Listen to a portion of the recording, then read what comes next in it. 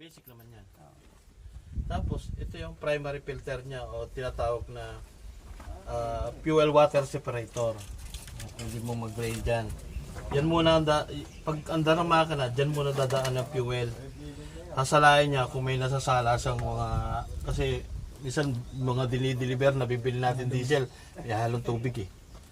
So, ang trabaho nito yun, i-separate niya yung, yung tubig sa fuel. Bago pumunta sa pump, ito yung pinaka-pump niya, deep pump.